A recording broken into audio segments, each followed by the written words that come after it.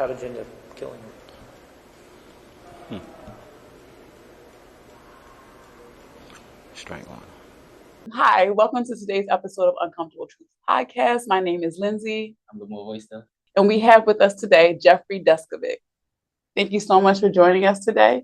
So I want to, just so anyone who hasn't seen the previous interview, can you just tell us a little bit about yourself and what you do today? Sure. So I'm a lawyer. I run a nonprofit agency that I started, the Jeffrey Deskovic Foundation for Justice, and our mission is to free wrongfully convicted people and to pursue policy changes aimed at preventing them from happening in the first place. So to quickly recap, we've been able to free 14 people since opening our doors in 2011. Passed 3 laws and another 6 as part of the It Could Happen to You coalition attorney. And I started this advocacy work because I survived 16 years in prison from 17 to 32 prior to being proven innocent. Okay. So do you mind going into a little bit more of your story in that regard? Not at all. Okay. No, very open, very Okay. transparent. I'm happy to be back again on the show, and whatever you guys would like to ask me, please feel free, feel comfortable. I am asking the same thing as before, some new material, anything under the sun, consider it all to be fair. Okay, perfect. All right, so you were convicted in 1989. Correct. Right? Okay. And you were 16? I was 16 when I was arrested. I was 17 by the time the trial started and I got convicted. Okay, got it. So do you mind going over, or can you go over what actually happened in 89? Sure. So a classmate of mine, Angela Correa was her name. She was a 15-year-old. She was an immigrant from Colombia. She'd been in the country for about a year and a half, leading a very sheltered life. She was in 2 of my classes as a freshman, one as a sophomore. I knew her name, she knew mine. That was really the extent of it. We weren't even really on a high-buy basis. So she got an assignment from her photography class to take pictures of some foliage. The teacher had instituted a buddy system where he paired male students with female students, as a safety measure. And so after school, she went home with her sister. Her sister went to the restroom. When she came back out, Angela had left. She decided to go take the pictures on her own. The male student played hooky on the assignment, so he never showed up. So she was in a heavily wooded area taking pictures, and she had the misfortune of coming in contact with a 29-year-old drug addict who was high, who saw her, murdered and raped her. So her body was missing for a couple of days, and then she was found naked from the waist down, and it kind of Peekskill just kind of came to like a grinding halt. There was lots of rumors. Parents were bringing their kids to school, back from school, and so I got on the police radar because they interviewed some of the students from the high school. Some of them told the police that they might want to speak with me because I didn't quite fit in. So I guess their thought process was people who were quiet to themselves commit heinous crimes. Right. And I had an emotional reaction. This was my first brush with death. And the police thought, well, that's suspicious because you barely knew the victim. And then they got a psychological profile from the NYPD, which purported to have the psychological characteristics of the actual perpetrator. And I had the misfortune of matching that. So all that answers the question as to how did I get on the police radar? So for about 6 weeks, the police played this cat and mouse game with me, in which half the time they would speak to me like I was a suspect, and the other half the time they would pretend like they needed my help to solve the crime. They would say things like, well, the kids won't talk freely around us, but they will around you. Let us know if you hear anything. Stop in from time to time. They'd ask me opinion questions and congratulate me that my opinion was correct. Before I was a teenager, I thought about being a cop when I grew up. And so that, along with my age, that Jeff is a junior detective helper, it appealed to me because of that. I came from a single parent household. My father was never involved in my life in any aspect, and that intersected with the good cop, bad cop technique. So I began to look at the cop who was pretending to be my friend as a father figure. Eventually, they got me to agree to take a polygraph test. They said, we have some new information in the file. We want to share that with you. That's going to allow you to be more helpful to us. First, though, we want you to take and pass a lie detector. And so the next day, rather than report to the school, I went to the police station. My mother and grandmother thought that I was in school, so they had no idea that anything was wrong. Hence, they didn't call around looking for me. And they drove me from Peekskill, which is in Westchester County. They drove me to the town of Brewster in Putnam County, 40 minutes away by car. We which meant I couldn't leave on my own. I was totally dependent upon the police. There was 3 officers that came with me from Peekskill, and then there was the Putnam County Sheriff's investigator, who was a polygraphist, but he was dressed like a civilian. He never identified himself as law enforcement. He never read me my rights. I didn't have an attorney present. They didn't give me anything to eat. I did not understand the 4-page brochure which they gave me, which explained how the polygraph worked. But I figured I'm there to help the police. Right. What does it matter? Exactly. Let's just get on with it. From there, he put me in a small room. He gave me countless cups of coffee. And then he launched into his 3rd-degree tactics. So he invaded my personal space. He raised his voice at me. He kept asking me the same questions over and over again. And as each hour passed, my fear increased in proportion to the time. And remember, I'm 16, and I'm not used to talking with adult males, much less one that's acting in such a ferocious manner like he is. So he kept that up for 6.5 to 7 hours. And towards the end, he said, "What do you mean you didn't do it? You just told me through the test that you did. We just want you to verbally confirm it." And when he said that to me, that shot my fear through the roof. And at that point, the officer who had been pretending to be my friend, he came in the room and he told me that they were going to harm me, that he'd been holding them off, but he couldn't do so any longer, that I had to help myself. Who's they? The other Meaning police? the other police officers. Okay. Yes. Okay. And then he said, "Look, just tell them what they want to hear. And, you can go home afterwards. You're not going to be arrested." So being young, naive, frightened, 16 years old, I wasn't thinking about the long term. I was just concerned with my safety in the moment. I was in fear of my life. The fact that I didn't know where I was and no one else did either loomed kind of large in my mind. And then there was the possibility of harm, and then this false life preserver that he. Right. So I made up a story based on the information that he gave me, the course of that interrogation, and the 6 weeks running up to that. By the time it was all said and done, I had collapsed on the floor in a fetal position. I was crying uncontrollably, and obviously I was arrested. Right.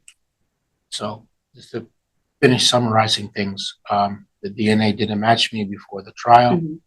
Prosecutor got the medical examiner to commit fraud. He falsely claimed that he remembered that he forgot to document medical evidence that he claimed showed that the victim was promiscuous, which is what opened the door for the prosecutor to argue that that was how the DNA didn't match me, and yet I was guilty that she was sleeping around. Right. And then he mentioned somebody by name that he claimed had slept with her, but he never had the DNA test performed. He didn't even call him as a witness. He just made the unsupported argument. And the public defender I had essentially didn't defend me. He didn't call my alibi witness. He didn't explain to the jury the significance of the DNA not matching me. He didn't argue that that proved the confession was coerced and false. He literally asked no questions at all of the medical examiner. He was always shutting me up when I tried to explain to him that I was innocent of what happened in the interrogation room. And he should have never represented me in the first place, because the other youth that the prosecutor was falsely saying had slept with the victim was represented by another member of that same public defender agency, and specifically by the lawyer that was supposed to be supervising him on my case. And so that prevented us from asking him to give a sample. It prevented the defense from calling him as a witness. Lastly, when you defend a case where there's a false confession, you have to answer that confession. You have to explain it, and you have to disprove it, bring it all together in your closing argument. But he didn't do that. Sometimes he told the jury that I never confessed at all. Other times he said I did confess, but that it was coerced. And at still other times he argued it was a false confession. So by just throwing things against the wall, he had to have been standing there in front of the jury with no credibility at all. And so the end result of everything was I was wrongfully convicted, and I was given a 15 to life sentence, and I went to prison. And I ultimately served 16 years before I was exonerated through further DNA testing, the DNA data bank. It matched the actual perpetrator, whose DNA was only there because he killed the second victim 3.5 years later after killing the victim in my case. And then he also confessed. And he also confessed. Yeah. So all of my charges were dismissed on actual innocence grounds, and he was subsequently arrested and convicted. 16 years later. 16 years later. Thank you for recounting all of that for us. I did some research because your case sounded very familiar to one of the Central Park Five, Corey Wise. Sure. Also 16, 17, was completely harassed, because that's what it was, without a parent present, by the police.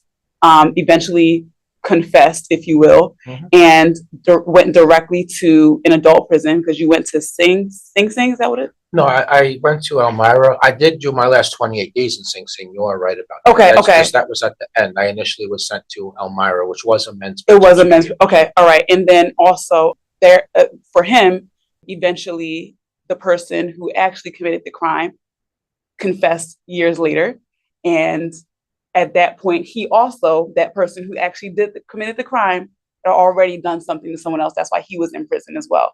So it just sounded really similar. And then apparently this happened only 7 months before you. So it was April of '89 and you were September, right? Well, do you remember? When I was arrested in, I was arrested, I think it was in January. I was arrested in Okay. January. Yeah. And by the way, just going back to Central Park Fire for a minute, and it was also DNA also that corroborated the confession of the actual perpetrator in that case. Okay. So yes, there was a lot of parallels. Yes. So I remember hearing about the case when I was going through my court ordeal as well. So how did that make you? I mean, I don't know. I wasn't around at the time. So I guess I don't understand like what was going on at the time, and also the media was very different back then as opposed to it is now, right? Like right now, everything is bombarded at you through social media and the news. So hearing about that, did you feel like, hey, this sounds kind of like me, or did you like how does a 16-year-old boy, because that's what you were, going through that, hearing something else like that, did you feel like, oh my God, that sounds like me? Like, what does that make you feel? Yeah, it made me feel like it was a similar case, and my trial lawyer used that case, and telling and pushing home the point that he wasn't going to let me testify. He said that, well, one of the Central Park defendants took the stand yesterday, and he damaged himself.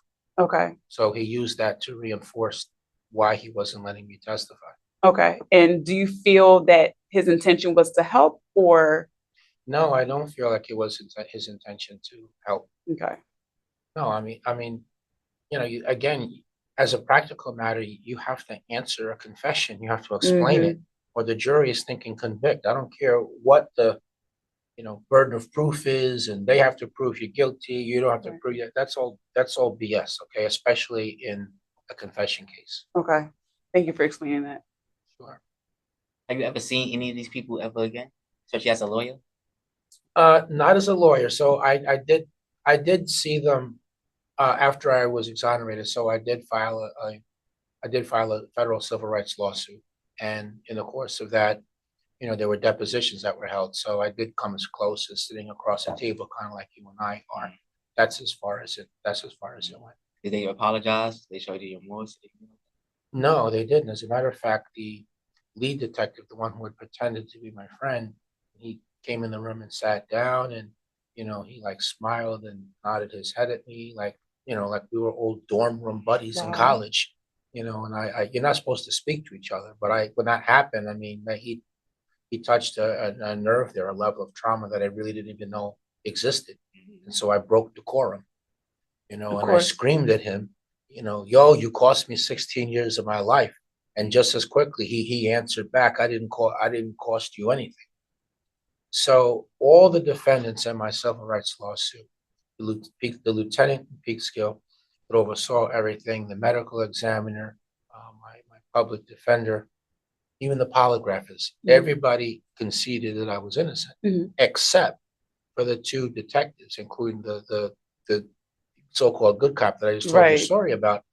So Peekskill's defense, and they litigated against me for 5 years before they settled the case. So in a nutshell, their defense was Deskovic is guilty, and therefore we did nothing wrong. And so this colloquy happened in the deposition. My lawyer says, well, you know that the DNA didn't match my client, right? Yes. You know the DNA did match this 29-year-old, right? Yes. You know that he confessed, right? Yes. Do you have an explanation for how a 29-year-old's DNA ended up in this 15-year-old? No. Do you still say my client's guilty? Yes. Wow. So I guess I get the point in lying or denying this, right? To save face. I think it's infuriating that you have the audacity to do so. And then also to like, I feel like the average person would be extremely remorseful. And reading about your past, it was scary because you're not the first person. You're probably not the last. And that being said, when this happens, people get hurt because the person who did it, like we just said in these exact two cases, your case and Corey Wise, or the Central Park Five rather, the person was caught and they were already in prison for doing the same crime, if not something just as heinous. So I think that's really scary because you have this, like, police are there to protect and serve, and because they want to, whatever, I don't know what their reasoning is. I guess to have a nice arrest history. I don't know what it is, but they're putting other people in danger indirectly, as well as taking your life from you as you sit in prison. Correct. So I can imagine that this is, of course, a passion project for you because, Yes. and not just for the convicted, the wrongfully convicted, but also for the victims that are going to inevitably be hurt because the actual predator is out there. Yeah, that's completely correct. As a matter of fact, I attended I attended some of the court proceedings for the actual perpetrator, including when he was sentenced, because I consider that in many ways he victimized me as well. You know, 'cause he sat back and, you know, was quiet while I was doing time for his crime. Right, right. Did you ever watch the other person confession? I did. Yeah, it's on YouTube. Yeah. It's called Cunningham Confesses. It's Yeah. on my YouTube channel. Deskovic Foundation. I seen I put it as a B-roll in the last video. How did, oh, sorry, Okay. but how did that make you feel? I'm assuming like a overwhelmingly emotional, but like a lot of different emotions. Yeah, it gave me some different emotions, but I think the best thing in explaining to that would be to share with you when I first saw it, because I mean I saw it before the YouTube. So he confessed not just to law enforcement, but he also confessed to a reporter on video camera from LOHUD, which is how the video exists. That's not like a police video. That's a video from the Journal News, you know, LOHUD. So Jonathan Bandler, who had been following my case, he, after they got the video, he came to Peekskill where I was, and he showed me the camera. He showed me the video footage specifically to get my comment or reaction to it. And I remember when I watched it, and I had conflicting feelings. I mean, on one hand, you know, I was happy that he confessed, just so, because that was very, very early on and in my freedom, and I was, you know, happy that I thought that to the extent anybody had any kind of residual doubt as to my innocence, that this would dispel it. So on one hand, there was that relief of it, but on the other, I was infuriated because he killed a second person, and whatever value that there would have been in him apologizing in the video and, you know, claiming that, you know, if he knew that someone was doing time for his crime, that he would have came forward sooner.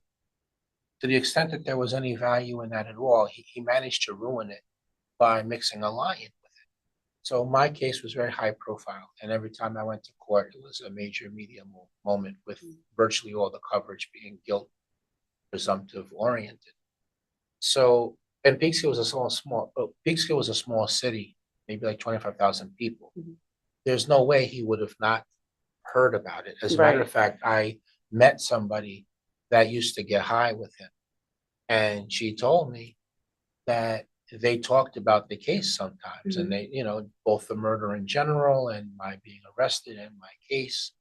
You know, he never said anything to her to indicate that he was responsible, but they did have a general conversation about it. So I know that he knew about it. Right. I mean, everything common sense tells you that as well. Absolutely. So another question, what kind of resources are available to someone in your situation? You've been in prison, or honestly from your childhood. up until you were well into adulthood. You were 32. 32. So are there resources? For people who are wrongfully Wrongfully convicted, and also, you know, it's not like you had a career before you went in. Correct. You weren't already an attorney. How does that work if there's anything set up? Sure. So I guess the long story short, in terms of in prison, I mean, there are very limited resources. I mean, I'm not going to say none at all, but so there's the resources that exist. We'll call it that. Mhm. Are other nonprofit organizations that do innocence work. So you can write a letter, they'll send you an application, Mhm. you can fill it out, and they'll screen and vet your case and determine if they're going to take your case or not. So I'll mention that it's the Innocence Project, there's the Exoneration Initiative, there's Centurion Ministries, not as my organization, Jeffrey Deskovic Foundation for Justice. Mhm. Beyond that, I mean, there's law firms that have a pro bono section in it. I mean, I don't think that those sections are specifically oriented to wrongful conviction. But if you write them a letter and the right person reads it and it strikes the right chord, they might forward it. Maybe they might look at your case. That's really the extent of it. And, you know, in recognition of that reality, I mean, that's why I wrote so many letters looking for help. I mean, once my appeals were over, Mhm. which was 11 years in, I lost 7 appeals, and the only way back into court at that point is if there's either a retroactive change in the law or there's some previously unknown evidence of innocence that probably would have led to a different outcome had it been known. Hence, writing a lot of letters to law firms of all sizes and really anyone I could think of. Right. If I could come up with an action in my head that somebody could take that could lead to something else, which could ultimately culminate into my getting the legal representation I wrote letters on that theory. Yeah. And that was because there are such few places that are doing this type of work.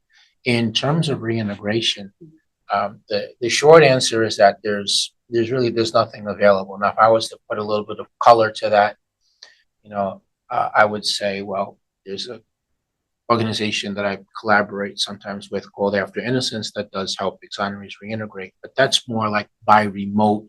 And that's if you have one need or another, you know, they try to connect you with a resource in that area that's either going to give you whatever you need pro bono or at a low bono cost. Okay. You know, that's not housing, that's not cost of living, that's not dental, medical, mental health, public transportation, job training, job placement, or classes on technology. There's nothing that's providing that. Now, across the U.S., there's a couple of extremely modest-sized nonprofit entities started by exonerees that do a little bit in that regard, but it's just a little bit, and it's really just limited to there.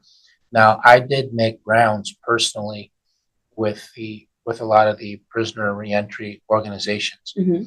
You know, and, you know, their response was, well, you know, we're not funded to help you. We're funded to help people on parole and probation. And my argument was, you're right, I'm not on parole and probation, but I do share a lot of the same needs. Exactly. And, you know, your lights are on, your salaries are paid. So what if you can't cite me as someone that you serve, that you help to justify the money and grants and everything? Just do one off the books. Who cares? You can serve everyone else. But, you know, I didn't carry the day with that argument. They wouldn't help me. So it was extremely difficult for me, particularly as you alluded to in your question, that I was in prison from 17 to 32, as opposed to, say, from 30 to 46. Right. Okay, where I would have been an adult, I would have already came of age, I would have went through those rites of passage, I would have grew up. And so as a result of that, I feel like I had a lot of particular challenges. So I had never had a driver's license before. I never had lived alone. I never went shopping. I never wrote a check. I never balanced a budget. And I didn't finish my education at a more traditional age. I wasn't on my way in a career. I wasn't, you know, possibly married with a family.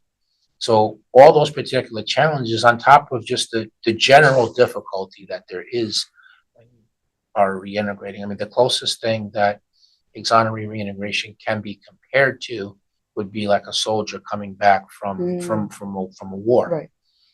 Right. So to put a little color to that, it's normal to have psychological after effects. I mean, how could you not? Mm-hmm. Things like PTSD, panic attacks, anxiety, altered personality. If you're seeing law enforcement, feeling of moving at a slower speed, even the feeling of having been frozen in time. So I was released when I was 32, but I felt like I was 17 because that was the year that I last was free.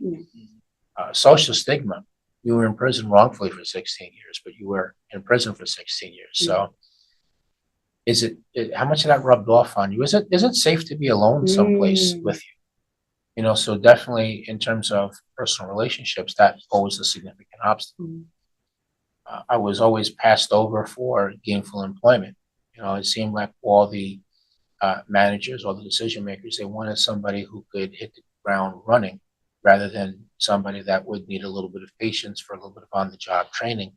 So I was making money doing speaking engagements and then as a weekly columnist, but that's you get paid when you get booked, and the newspaper was a weekly paper, so they only wanted one article a week. Got it.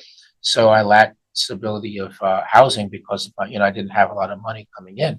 So at one point I was a couple of weeks away from a homeless shelter. Technology was different. GPS, cell phones, internet hadn't been created. Culture was different. Cities and towns looked different. So cumulatively, those three elements: culture, technology, and physical appearance of cities and towns, it felt like I was in a parallel world that I didn't belong to. And lastly, it was awkward when I'd meet up with my extended family because the overwhelming majority of them never came to see me, and the few that did often would space visits out like 3-4 years at a time. Wow. Is it because they believed you were guilty? No, curiously enough, they all believed in my innocence. It's just that belief didn't translate into them trying to support me from a morale level. And even a few times my mother made rounds and was trying to get everybody to put in a manageable amount of money so that resources could be pooled and then I could hire the legal help, but everybody declined to do that. So how do you make up with family that, for lack of a better term, treated you that way? Sure. I just kind of let it go, I guess, because it's not going to change anything if I don't. That would be like just being angry about everything, and where I've lost so much already. Why would I want to, in effect, lose the rest of my life? I would like to enjoy my life as much as I can, and you can't do that and simultaneously be angry or bitter. But keeping it 100, as we might say, there's really, for the most part, the overwhelming majority, there's no close connection there. I know I can't rely on them for pretty much anything. I just make rounds periodically because I guess that's what you're supposed to do. But that's as far as it goes. Did your family ask for anything or expect anything? You got your settlement? Sure, of course. not the people that didn't visit. Yeah. Wow. Yeah. Listen, you know how many times my brother, who's 3.5 years younger than me, used to, every couple of months, he'd call me up with one business idea, we'll put that in air quotes, or one scheme or another, and of course he didn't have his half, but he had an answer for that. You just put in for both of us, and then after that I can, but that wasn't gonna happen. He'd get all mad and then not talk to me for a while, and then he'll eventually call me back. But yeah, all kind of people come out of the woodwork, friends and family, or even upward quotes around that too. To me, a friend is somebody that I'm not diminished just because I'm not physically there. If I leave your field of vision, and that you really don't want anything from me other than just a genuine relationship with me, whatever that looks like. Or somebody that when you're in a tough spot, and somebody comes through for you. That's when you know who's real. Before that, you're just a projection. I think I know you're there, but you're real, but I'm not so sure until it actually happens. But yeah, people of strangers, people that I've known tangentially, probably the wildest thing, or maybe the person I expected the least. So there was a guy, I used to partner with him. I partnered with him actually on 2 or 3 speaking engagements. So he was from Peekskill, and his daughter had been murdered, and there was an entity at the time that was sponsoring his speaking engagements in mine, New Yorkers Against the Death Penalty. And they partnered with us a couple of times. So we spoke at a couple of the same events, and we had lunch afterwards. And so he had texted me, and he said this is wild. Remember, this is the man whose daughter actually had been murdered, right? So okay, so he texts me and he says, I'm working at the county jail, as you know, but I really don't have the job that I want, and that's because I have the wrong master's degree. I really need to do 2 other classes, and I could transfer the credits and get the master's degree in the right subject, and I'd then be able to get, the job that I want with the health benefits. But I'm short the 2 classes, and I just read in the newspaper, you settled with one of with one of the defendants, and would you be willing to sponsor, my classes? The answer was hell no, right? Yes, the answer was no. I mean, I was more diplomatic about it than I should have said hell no. But I just said, look, everybody and their mothers wants something from me. Okay. And if I was to say yes to everybody, I'm going to go back to having nothing. Right. Okay. But aside from that, however it is that you managed to get the master's degree you have, just do that again. It's just 2 classes, as you said, it's for your advancement. So, no, I can't do it. And, I really would appreciate if you didn't contact me and, ask me for any more money. Yeah. Oh my God. I know people are this way. Listen, I had strangers, people that that knew me less than that just, met, this is a web forum on the web page. And so people can, and then on social media, I've had people, 1,000,001 sob stories, and I need to get dental work. I need to get dental work in my mouth, and could you buy me a car, and I want to start this business or another. And teeth and cars. And oh my God. Okay. Yeah. So it's been. In fact, we'll say one more thing, then we'll move on. So my brother contacted me once, another time. Okay. And this time, he was complaining that his landlord was raising the rent. And so what he wanted me to do was he wanted me to purchase the building, kick the landlord out who was living there, and then he'd just pay me rent. But that way he could be sure that his rent wouldn't be raised anymore since I owned the building. You can't make it up. I can't. I can't. You can't make it up. I can't. I want to laugh. It won't come out though. It's infuriating. Every day I lose a little bit more faith in humanity. I really do.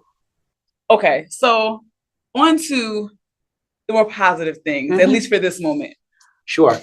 How did you become an attorney after all of this? Sure. So I was an individual advocate for my first 5 years of freedom. So when I spoke at the press conference when I was released, I did an off the cuff 2.5 hour presentation, and everything I ever wanted to say but could never get anybody to hear me just came out. And just when I thought I was finishing, another topic came to my head, another topic. So finally the light bulb went off, because I had read while I was in prison about people who had been exonerated, that some of them went on the speaking circuit. So I started speaking, became a columnist, as I mentioned, was trading privacy for awareness by doing media and ultimately new media interviews. And I started meeting with elected officials and just talking to them about legislation aimed at preventing wrongful conviction. So I did that for 5 years. Mercy College, which gave me a scholarship to finish the bachelor's degree, I was a year short of that. So I had gotten GED and associates in a year towards the bachelor's while in prison. Okay. Time that funding got cut for college education for prisoners.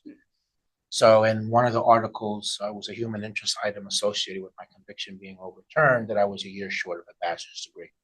So one of the deans at Mercy College lined up a scholarship for me over there to finish the bachelor's. And when I lost my temporary housing, they allowed me to live on campus, which is how I avoided the homeless shelter. Okay. And they gave me the meal. So after I graduated, I tried to get into law school. I didn't get in, and I decided that I would try to get a graduate degree. And I felt like that would make me a better advocate, and that would open the door for me to get like a better job. Okay. So got the master's from John Jay College. That included writing a thesis about wrongful conviction cause of reform. And I figured that, again, the extra credential would allow me to talk about wrongful conviction issues above and beyond just the issues that happened to have occurred in my case. Okay. After 5 years, I received some compensation, and I used some of it to start my nonprofit. And like I said, we've gotten 14 people home, passed the laws that I mentioned. And at some point, I became not satisfied with sitting in the front row of the courtroom. I wanted to be able to sit at the defense table, represent some of the clients, make some of the arguments, hence going to take another stab at trying to get into law school. And I got in this time. And I graduated law school in 2019. But what caused me to go back, that was what the dream was, but I was stuck prior to that because I had this ongoing debate in my own mind and I couldn't come up with the resolution, which was either stay at the master's degree, go and get a doctorate, or go to law school. And I knew that going to law school was going to be 3 really, really hard years, mostly studying areas of the law, which would have nothing to do in the future with what I wanted to do. Plus the, 8 to 10 week hell week of between graduation and bar exam, where a light day of study is 10 hours, where it's supposed to be really 14. Okay. So it was not clear to me. So I was actually at the Judicial Institute, which is physically located on the grounds of Pace Law School. And I was just chit-chatting with Judge Hines Radix. I had just spoken there in front of a bunch of the judges that wanted me to address a wrongful conviction topic. And she said to me, well, you know this topic more than some lawyers and even more than some judges. That's why we had you come. Right.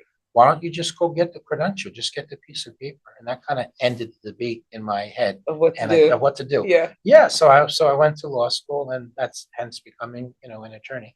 Okay. So I've had the law license for 4 years, and I have to say it's really empowering.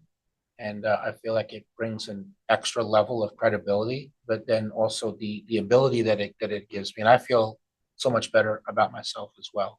So it's the external and internal. And I'll quickly mention that the dream of exonerating others as a lawyer took a major step forward a couple years ago. So I was co-counsel in a case with lead attorney Oscar Michelin, and we overturned Andre Brown's conviction after 20 years. Okay. And so he regained his freedom, and he was able to spend Christmas with his son, wife, and daughter.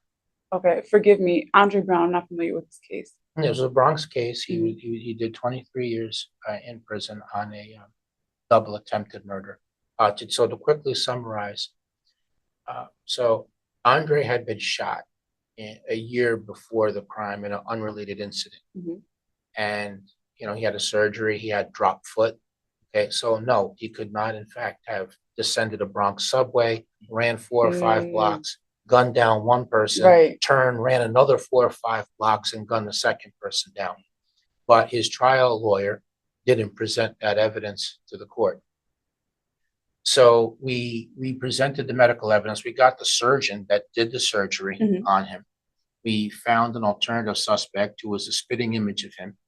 That person was identified by two people, and beyond that, his lawyer, as far as we know, is the only lawyer in U.S. history to have entered the witness protection program, because he turned state's evidence. He was functioning as in-house counsel for the Bonanno crime family.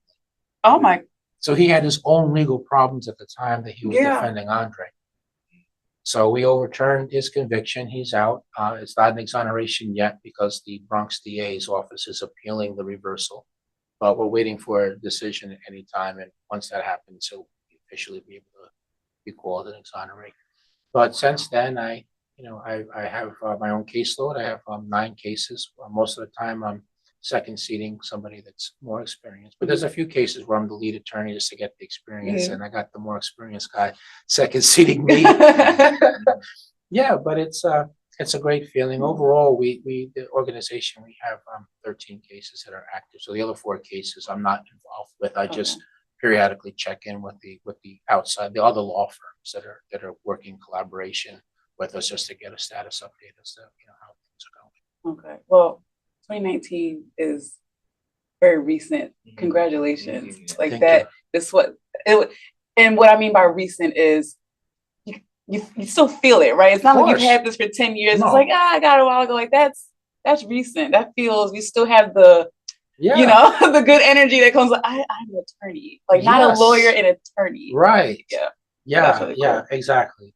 And I feel last thing on a law license, that has assisted me in terms of doing policy work beyond just in New York. Okay. So we're working in policy wise in Pennsylvania and Connecticut. So in Pennsylvania, that's one of 12 states that does not currently compensate people who have been exonerated. So Wow. working in collaboration with Pennsylvania could happen to you. We're working on trying to pass compensation. In California, we're trying to pass oversight commission for prosecutors, which would mirror what the law we passed, the landmark bill we passed in New York. Okay. So the idea is that in general, when both New York and California pass the same bill, generally speaking, there's a country follows. So we hope that that'll spur on other advocates, other organizations, and elected officials to do something to bring prosecutorial misconduct under control. But I want to just quickly mention, in terms of the legislation we're working on in New York. Mhm. So coerced false confessions have caused wrongful convictions in 29% of the cases. And while adults have given coerced false confessions, particularly vulnerable populations are youth and people with mental health issues. So I want to mention the Youth Interrogation Act, which is a foundation in collaboration with a Right to Remain Silent coalition of pushing to pass. So it would give 16 and 17-year-olds and kids younger a non-waivable right to counsel. So they would have to speak to a lawyer to explain their rights to them before they could then decide to waive their rights and speak without a lawyer, keeping in mind that most kids don't understand their rights. I never understood my rights. Right. Every time it came to that portion of Miranda warnings where it would say, anything you say can and will be used against you in a court of law, I never understood what that meant. Right. My mind went to what I saw on TV, and I would think, just in reflecting on different civil court contexts, I would think, court, what are you talking about? We're not going to court. Right. I'm helping. Yeah, right, exactly. And the innocence of suspects often works against them, which is why I'm going to throw a tip out there. If the cops want to speak with you without a lawyer, you ask for a lawyer. There's nothing that they need to say to you. You just say to them that's that important and it can't wait. Right. Insist on a lawyer. Don't let them talk you out of it. No, it's not going to make you look guilty, and it's not harmless to do. A lot of people think that you can just speak without a lawyer and nothing will happen, but actually look at what happened with me. Look what happened in Central Park 5 case. So that's the Youth Interrogation Act. Then there's also another bill called a police deception bill. Okay. And so that would ban law enforcement from lying to suspects in interviews, which would be like a recognition that lying to suspects in an interrogation, that's inherently coercive.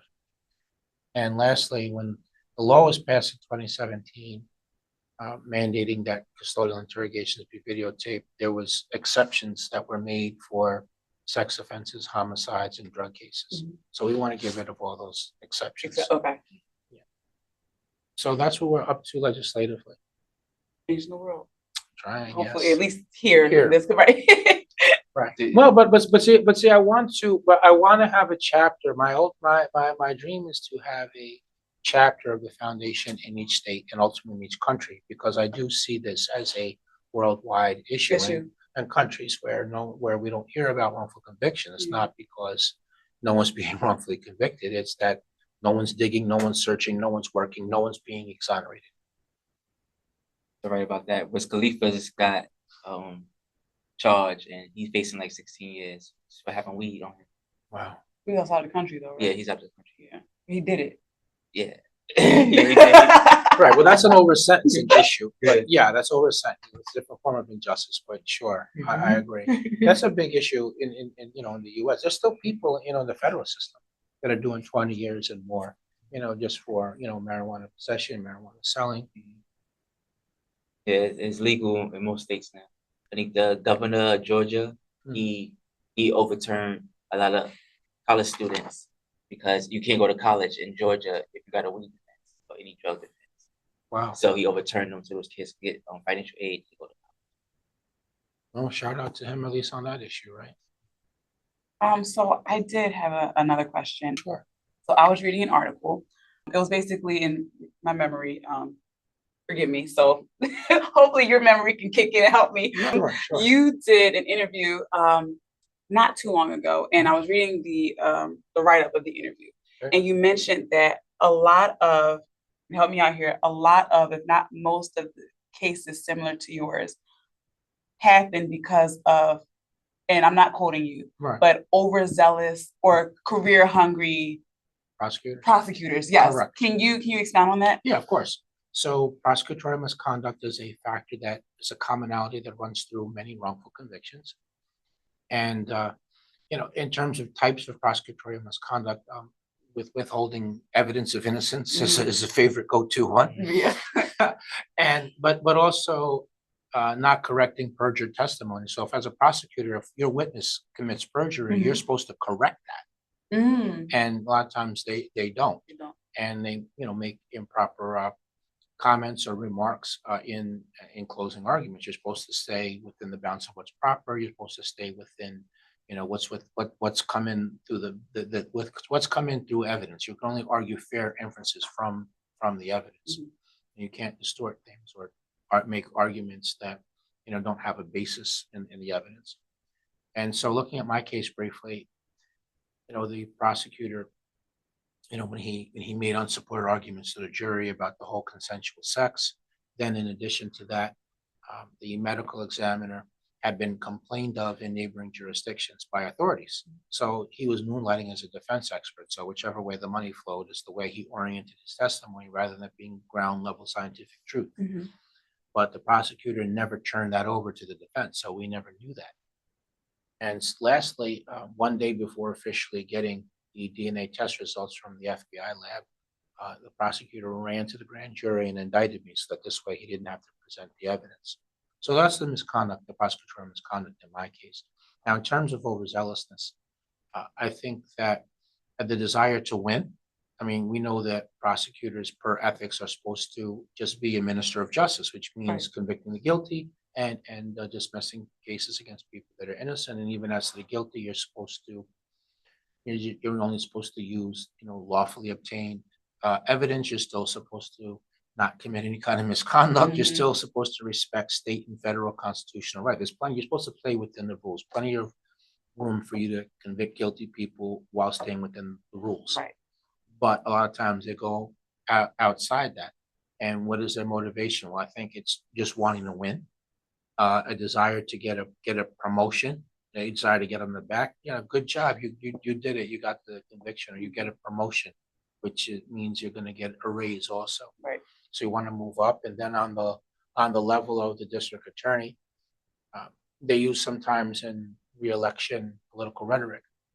Well, you should vote me back in. I kept all y'all safe. I had a 99% conviction rate. Yeah, I'm hard on crime. So it is re-election, but also desire sometimes to move up to a higher political position. So I think that all those things contribute to prosecutorial misconduct and being overzealous. Tunnel vision kind of plays a role here as well.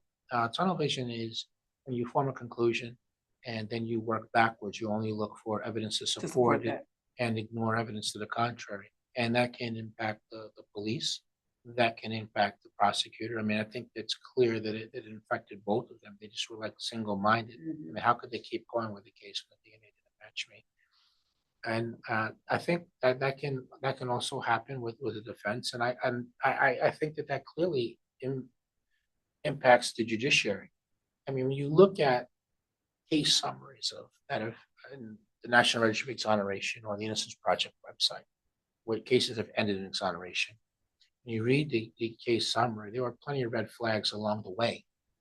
That that this might be a wrongful conviction.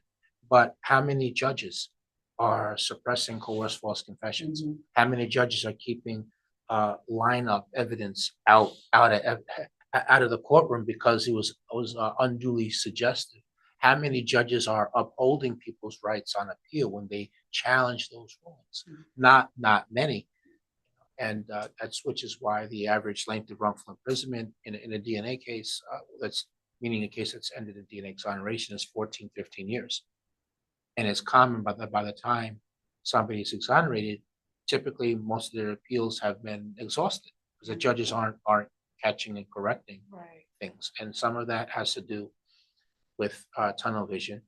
But I also want to call out that there's a couple of competing concepts in the law which lead to judges upholding convictions. So one of them is finality of conviction versus accuracy. The competing ideas like, you had your day in court, you lost. How long are we going to have to keep going through? Is there never any end to this? And in a way that makes sense. Right. But on the other hand, what good is a final conclusion if it's not accurate? Yes. So I think whenever there's an objective reason to revisit a case, it should be looked at. So that's one of those tensions. That's why I think that there's really this knee-jerk reaction on the part of judges to just rubber stamp deny. And then the other one is what I'll sum up as proceduralism versus substantive justice. So I lost in federal court, for example, because my legal paperwork arrived 4 days late. Which was your fault. Correct. Let's put aside why it was late. Okay, it was late because the court clerk gave my lawyer the wrong information regarding the filing procedure. But let's not even deal with that. Let's just deal with the fact that it was 4 days late. Okay, why would that be more important than the facts, evidence, and law that's being argued on my part? Yes. So they dismissed me in federal court, even though I'm arguing I'm innocent based on the DNA, even though I'm arguing my constitutional rights have been violated by the way I've been questioned, by another ruling where the judge allowed this polygraphist to keep telling the jury that I lied when I denied the crime, while banning him from asking any questions on his methods. So my Sixth Amendment, my right to confrontation, was violated. So they didn't even get to any of those arguments. They resolved the case solely on the issue that I was late. That's an example of proceduralism over substantive justice. Right. I think What really matters what here. really matters here. Right. So if someone is late, take that up with the lawyer. Right. You didn't send it. I didn't send it. I got no control over him. I mean, remember, most of us that are in prison, we're almost none of us are lawyers. We didn't go to law school. Our education is limited more often than not. Yeah. So if there's an issue, you take that up with the lawyer. The answer is not, just start dismissing cases, because at that point, that's just brutality. Yeah. Then that's not justice. Do you feel judges should use the special privileges more? So basically, like in your case, if they see the evidence is not true or something like that, they could be like, look, I'm dismissing this. Yeah, I think that they should use their power. I mean, there are junctures where they can do that. There is a pre-trial hearing, and they can rule that there's legally insufficient evidence. If there is not enough evidence, they have a similar motion when the prosecution rests their case before the defense goes. The defense can make a motion which is asking for a trial order of dismissal, which is basically the same issue. They can use their discretion in terms of deciding whether they're going to suppress a confession, whether they're going to not allow a lineup if the procedure is not correct.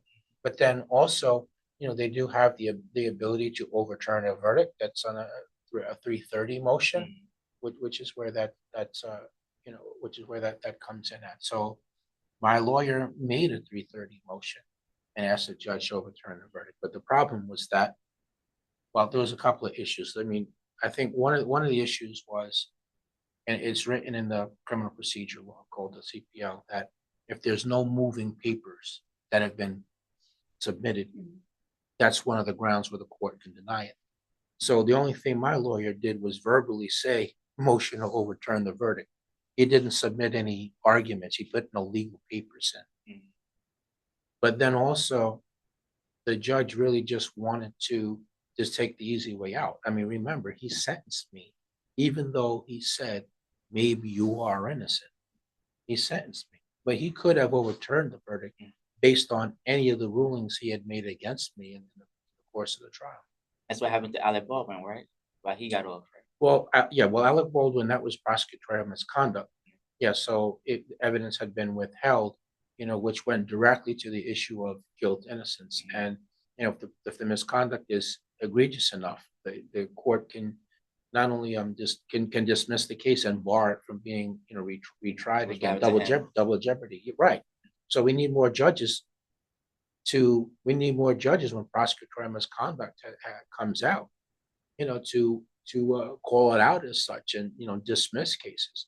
I think if they do that often enough, then the prosecutors will start being more careful, start doing their job. My other question for you is, do Mhm. you believe juries don't forget? So if the judge would have told the DA at the time, you can't say that, do you feel the jury would have forgot it, or they still would have put it in the decision? Yeah, I know what you're saying. find you So guilty? I think that you can't unring that bell. So yeah, so I don't think that once they hear something that's improper or strike that or that was improper, I don't no, I don't really think it matters anymore at that point. But I think that, I mean, sometimes misconduct can be caught in which it wasn't already in front of the jury. So But I want to point out one other thing, that when we're talking about misconduct, when prosecutorial misconduct is raised on appeal, it's not enough as a defendant if you raise misconduct and you can demonstrate that. But the court then engages in what they call harmless error analysis, which means instead of automatically reversing a conviction, which would not just let you go, it just was going to reverse the conviction and you got to go back to trial again without that misconduct happening, right? That's the remedy. That before they reverse it, they then look at the rest of the record and they try to second guess, well, if this misconduct didn't happen, would you have been found guilty anyway? So there a lot of cases have been upheld that way. And I think we need to do away with misconduct. I mean, to me, if misconduct was harmless, they wouldn't have bothered to engage in it, right? Right. You've taken away the right to a fair trial. The only way to restore that is to give somebody a trial that is fair, which is not infected by the misconduct. This is going to sound controversial, but it's not meant to. Just want Sure. to put out that disclaimer. Okay, that's fine.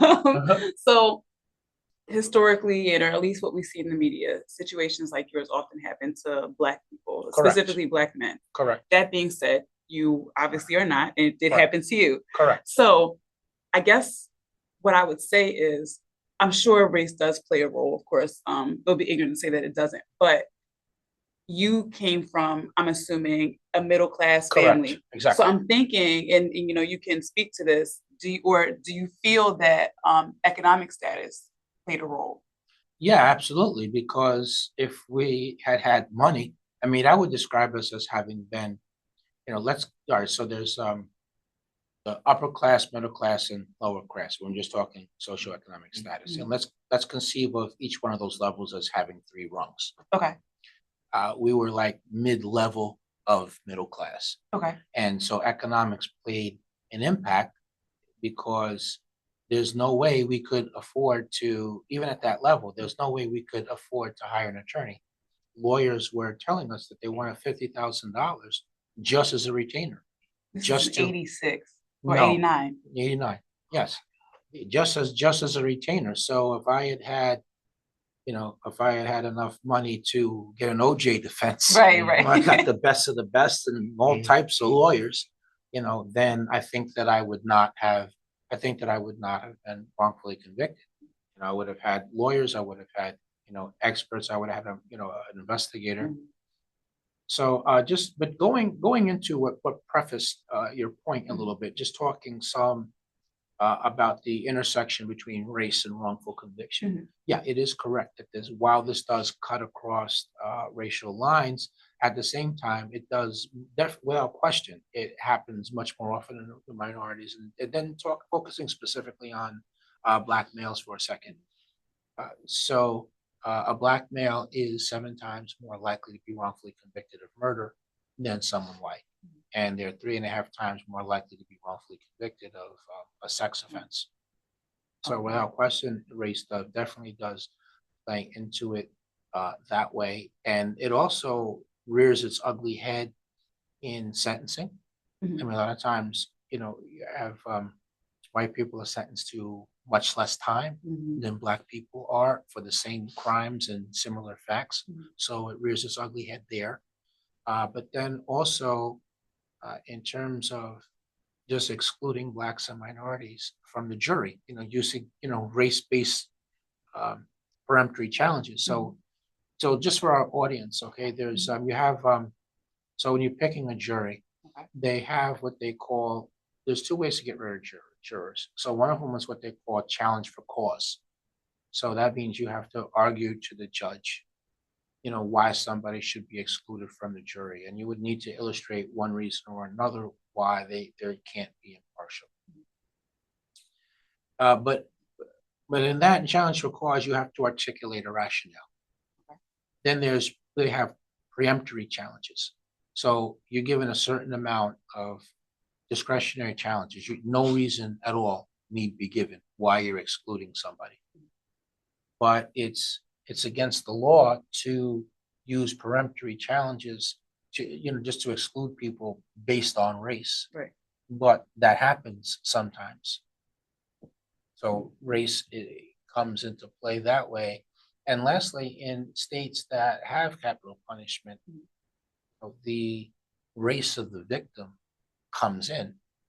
So if the person who's been murdered was white, then the defendant is more likely to get the death penalty than if the race of the victim was Black, then the defendant is less likely to get the death penalty. So it's like a devaluing of human life based on color.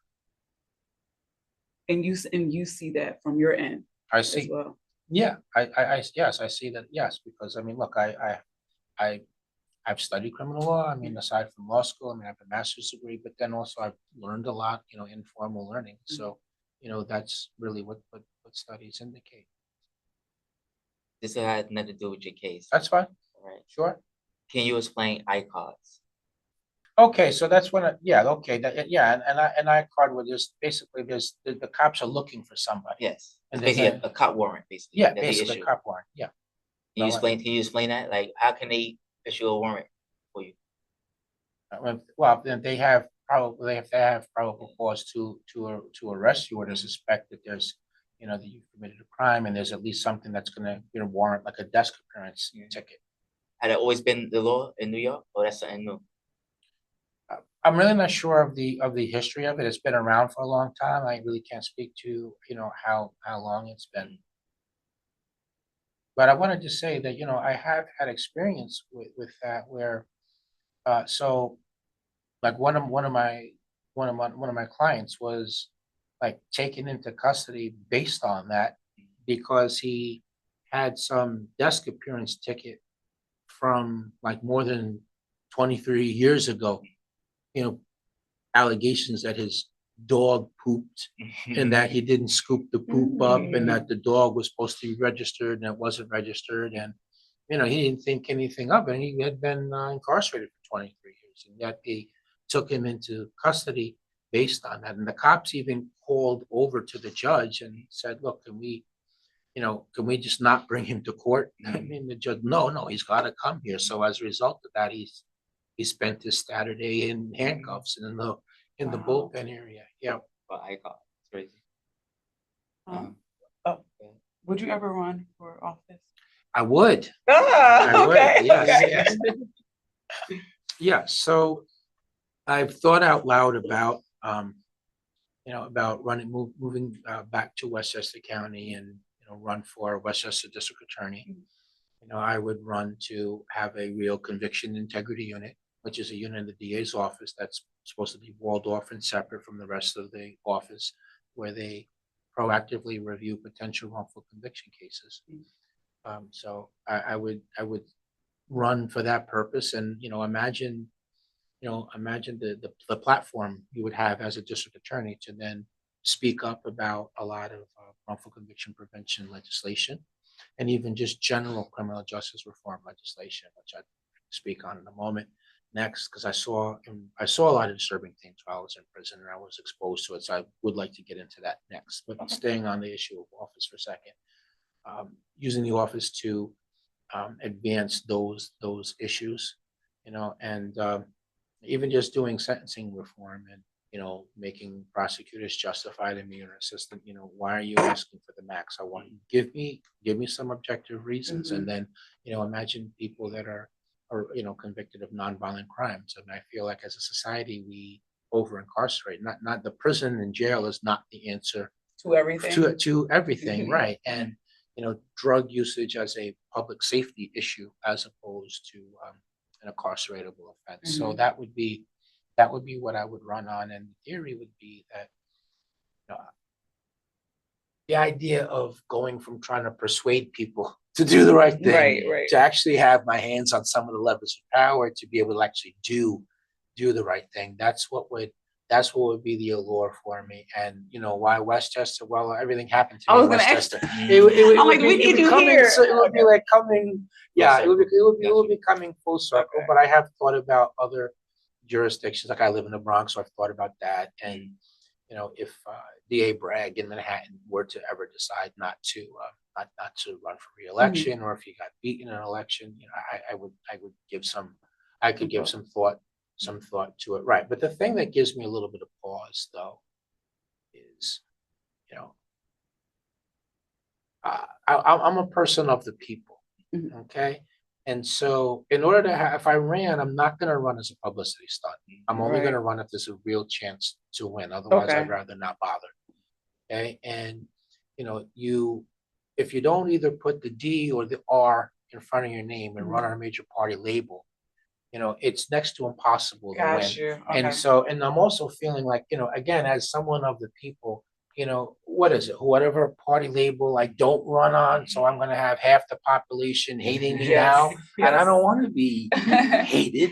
I don't mind to be hated if that's the price I pay for taking a principled moral stand on any given issue. But to know that may come just from running, but. So that's what kind of gives me a little bit of pause, a little bit of hesitation. But a lot of it would have to do with timing also. I mean, I have a number of wrongful conviction cases that I'm working on as a lawyer that are in various points along the road of potential exoneration. And, there are some compensation cases that are en route. So I would need things to finish up. And then, then it would depend, am I running for an open seat? Am I running against an incumbent? Because if you're running against an incumbent, if they don't have a terrible record, you're probably not going to win. So, is it open or is it a terrible record?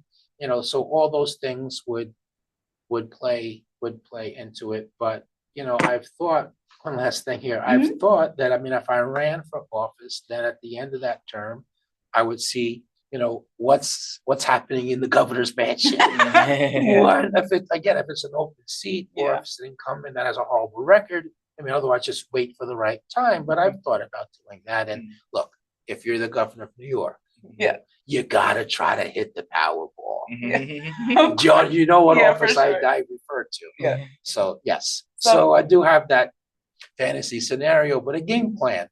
Though with it, if everything plays out and I ultimately decide to take the plunge, I would say that I'm probably 80% there. Before I used to be like 100% there, that I definitely wanted to do it, but I see how polarized everything is now, and it makes me give some thought to it. But it would be a wonderful story. But then even more than that, I just want to be able to do good, of course, for people. And Yeah. And I will say, you mentioned having a D or an R in front of your name, and the reality is this affects you whether you are a Democrat or a Republican. Yes, it does. It does not matter. So Wrongful I mean, conviction is definitely a human rights issue. Yes. It's not a partisan. It's not a partisan. And I've said in front of Republicans, I've said, look, take that issue away from the Democrats. That's not a Democratic issue. It's a Right. human rights issue. Nobody should be for innocent people being in prison. Work together on this issue. That's why I work with whoever I can. Right. Okay. I'm not doing a litmus test. I'm not lining up all your beliefs with mine and we got to have a complete match. No, if we believe like one thing the same, let's work on that Yes. and then let's move on. You guys can argue it out on the other stuff. I'm still keeping it moving Right. with wrongful conviction prevention, correction, and justice reform. I'm Yeah. not bogging down on all these other things. Right. You guys can do that. That's your thing. It's not mine. Yeah. Totally understand. You mentioned you wanted to go into some of the things that happen in prison. Yes, You saw. yes, I do. Yep. Some things that I was objected to and some things that I saw. So in no particular order, the standard of medical care in prison. You know, I mean, their medical care is terrible in prison. Their answer to everything is just to give over-the-counter medication. Mhm. It would typically take a month or 2 months to see a doctor. You drop the slip to go to what's called sick call, Mhm. but when you go, it's a nurse that you're seeing, not a doctor. Mm. And so if they can't treat you or it's, you know, they'll just give you the over the counter and they say, look, I'll put you in to see the doctor. But that might be a couple of months before you see the doctor. So I can't bend my finger. So so I was playing basketball and I caught the ball at a awkward angle and Yeah. it was thrown too hard. And so the front half bent back. And so I pulled it, but then it swelled up. I went to sick call right away, saw the nurse and, you know, not the doctor. Right. And they put me in to see the doctor and I got to see the doctor a couple of months after that, at which point the thing was, you know, basically fused that way. And the doctor said, well, you have a little bit of movement in your pinky. You can go like this. So I'm not authorizing, I'm not signing off on the Department of Corrections spending money for you to be transported and treated by an outside doctor. So, you know, I have this injury, using that as an illustration of terrible medical care. Mhm. But above and beyond that, I saw a lot of prisoners there, and they were on dialysis, and some of them were stuck in bed, and others were walking hunched over, while still others were in a wheelchair. Mhm. You know, so the prison being particularly inept to deal with the advanced geriatric needs. And then also, I mean, the food was terrible. I mean, often the food would be either burned or other times it wouldn't be fully cooked. Some of the same items appeared on the menu 4 or 5 times, you know, in the course of a week. In addition to that, just solitary confinement. Yeah, I mean, I went to solitary confinement once, you know, for 28 days in the course of my wrongful Or imprisonment. 28 days you in solitary. I was in solitary for 28 days. Yeah, Consecutively. consecutively. Yeah, for defending myself preemptively against some prisoners that were coming to stab me because, as far as they were concerned, I You was a did sex it. offender. I was Mhm. guilty. Correct. So just to recount that briefly, we kept in the cell all the time. We barely have any property. You know, you depend on the correction officers to feed you. You can't purchase food items. All your hygienic items are kept in a locker with your name on it, and you can have access to that. And they let you out to take a shower. Every time they take you out of the cell, they put you in handcuffs. Excuse me. You have no idea of what time it is. There's no clock, and you can't see out. The only way I would have any idea of what time of the day it was would be if there were food items on the tray. They would come by and we weren't awake. And one time they passed me by. I was sleeping, so they started feeding the prisoner in the cell next to me. And I said, "Well, wait, I was up. I'm sorry. And be awake next time. You know, we're not backing up. We're not feeding you." So that happened. That happened to me. That happened to me a couple of times. And you know, they give you a certain amount of books, but within like 3-4 days, you know, it's once a week. The books are over with. You know, at that, and you try to sleep the time off, but at some point you slept out, Yeah. and then you just lay there in the cell, and you know you can't see anybody. You just look up at the ceiling, and the light is on at all times. So solitary confinement, over sentencing. So I saw people there that were doing 20 and 30 years on drug possession.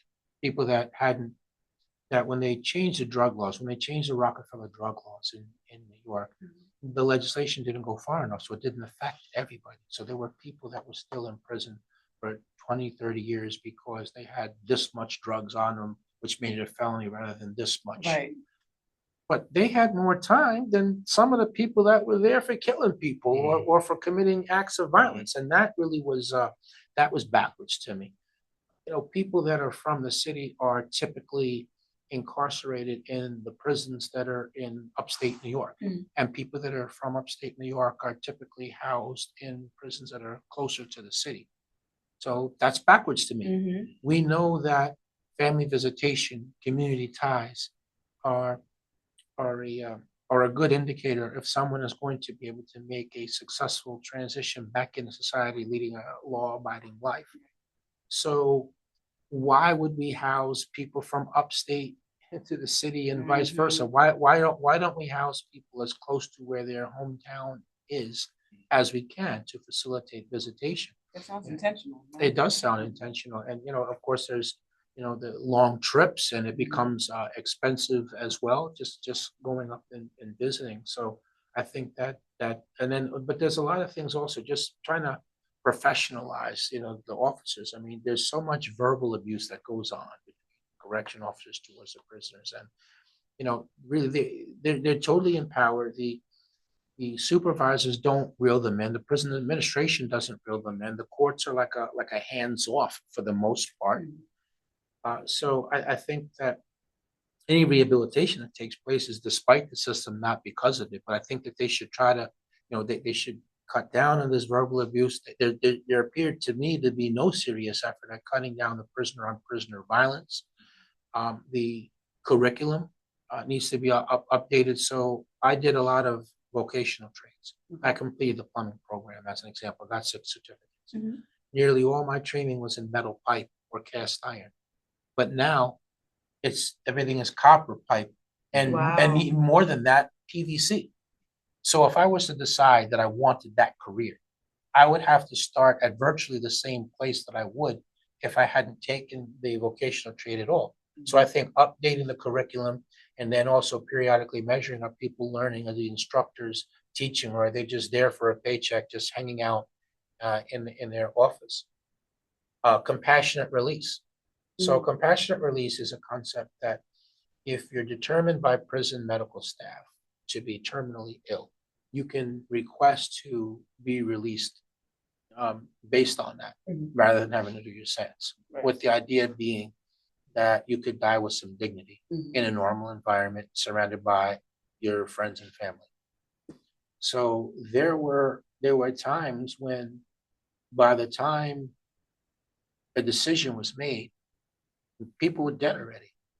There were times that it took so long that when they were released and then word would come back to the prison, after like a day or 2 days, so and so they died. And really that it's just not acceptable to me. It burns me. It's sad. It's a terrible commentary. People, I feel strongly that people are sent to prison as punishment, right? The punishment being loss of your freedom. Right? It's not supposed to be that you're sent to prison in order to be punished, in order to be mistreated. Slavery. So, correct. Which is a good segue to briefly, hold up parole reform efforts. Okay, so a couple of bills that RAP, release aging people in prison. Vocal New York, which is an organization made up of many formerly incarcerated people, and their friends and allies, including the foundation, speak up in favor of that. So there's legislation which would improve the parole system. So we have the bill which is called Fair and Timely Parole, which is that it would make the parole board cite a reason why they're denying parole, other than just saying nature of the crime. Okay. Whatever the crime was, that was already known before the first day in prison was served. Judge took that into account in fashioning a sentence. Okay, there's nothing anybody can do to change what happened. The only thing they can do is try to change themselves Mhm. and just try to do good going forward. So I think that allowing the parole board to deny people parole based only on nature of the crime is a complete abandonment of any idea of a rehabilitation, of a second chance. So many people I saw that went to the parole board and they would be denied and ordered to appear in 2 years later and then get denied again. People that were either living in honor block or were otherwise serving as role models, people with college degrees and having completed therapeutic programs designed to address the crime for which they were incarcerated, or completing education or vocational trades, and none of it would matter. The only thing that mattered was were you locked up for a violent crime. So that would address that, and then a companion bill to that, which is referred to as elder parole, which Okay. is if that bill was passed, it would allow anyone who's 55 who also has served 15 years minimum to appear in front of the parole board in contemplation of being paroled. Not a Okay. guaranteed release. Right. Okay, that's the fear mongers amongst us want us to believe. Yeah, everyone's going to be let out. Mhm. Okay, no, that is going to be considered on a case by case basis. And the reason for that is, first of all, why 55? Why not 60, 65? Why not make it 70 or 75? Well, because according to the Department of Corrections itself, if you're 55 and you serve 15 years, you're considered to be elderly. Why? Because taking into account the impact of incarceration, prison conditions on the health, and how that accelerates Aging. growth and breaks down your body. Mhm. So, and I want to mention that some people age out of crime. You know, a lot of people are not the same person that they were Right. when they committed a crime 10, 15, 20, 25, 30 years from now. Some people age out of crime. When you're younger, you are more susceptible to peer pressure of making rash decisions, Mhm. you know, not thinking about what the consequences of something can be. And so that bill would address that. And that would also tie in what we talked about earlier, you know, the president not, you know, while the medical care being terrible in general, being particularly inept at dealing with the advanced medical needs that happen as people age. And, you know, let's remember, really, we're talking about mothers and fathers, we're talking about sons and daughters, cousins, other family members, you know, and when we look at, you know, there are a lot of people that have been released that are now given back to society in very meaningful ways, whether it's working with homeless population or working as, you know, drug counselors or working with at-risk youth. You know, just you don't need to go down the road I did. All right. Let me tell you, I was you, you know, this many years before. Let me tell you what prison's like. Let me tell you what my life's like. This is why you don't want Right. to be me. And I'm sure that's more impactful That's than more- someone like me saying, don't do drugs, kids, don't go to jail, you know? Correct. Yeah, exactly. So really, as a society, we lose out on those people when deserving people who could be safely released, you know, were to be released. And last note on that, just looking at it also from a tax perspective, Mhm. you know, rather than having taxpayer money go to incarcerate somebody, we can instead have somebody paying into the tax base. Okay. Can you explain that? Sure, it costs a lot of money to incarcerate people. I don't know the exact figure. It used to But a be lot. a lot. It Yeah. used to be 55 grand, and that was a long time ago. So it's went up. I don't know the precise amount. I still don't know where the money went. I certainly didn't see it. They ain't spend it on me. Someone's pocket. You know, the money for me, right?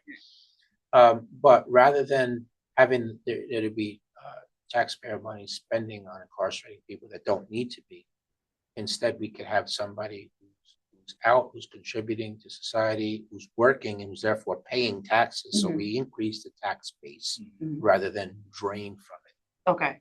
That's Got what it. I mean by that. Thank you. That makes sense.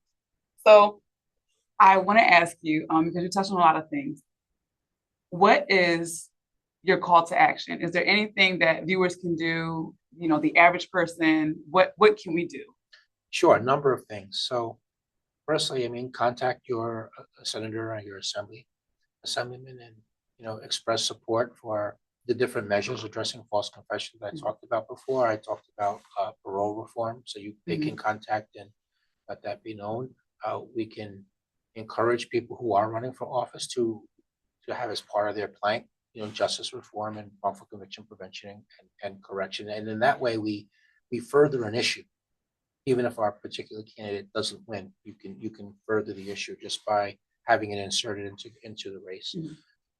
Aside from that, I would encourage people to learn more about these issues and share that information with others. You could have like once a month, you could have like movie night. There's a lot of documentaries on wrongful conviction. There's movies and there's other documentaries about other justice reform topics.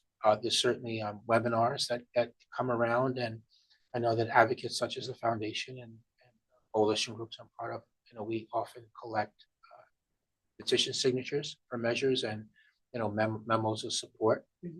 So those are things that you can do. Coming to events when there are events, just supporting by your attendance. That's something else. I remember when I was at Scarsdale High School as a guest speaker, they had an Innocence Club. The high schoolers had an Innocence Club there. So Justice Reform or Innocence Club, whatever, having that, whether it's at a high school or at a college, if you're part of a student group, you could consider bringing a speaker in as well. And think about your future job, your future career being involved. There's so many ways to get involved, and you could be a lawyer, and you could do this kind of work at a nonprofit, or you could do a case on the side pro bono, or you could try to persuade the law firm you're working at to do this work. But other careers, paralegal or investigator, or you go on work for the prosecution and a conviction integrity unit, encourage someone to do that, or maybe you were a staffer for somebody that's in office within the context of a nonprofit organization with disciplines of fundraising, grant writing, communications, social media, grant writing.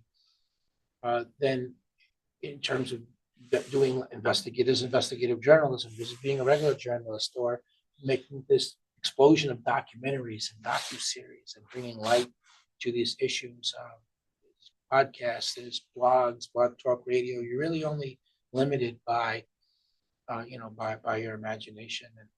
And there are people that are claiming to be innocent. There's often social media pages or websites, they want their case to be out there. So even if it was just on the level of morale wise, even just writing a letter and just being communication, you set up a PO box, so you do that, but you can have communication back and forth. That way, I mean, it all counts. It all. Is there any place to donate to? Yeah, absolutely. Sure.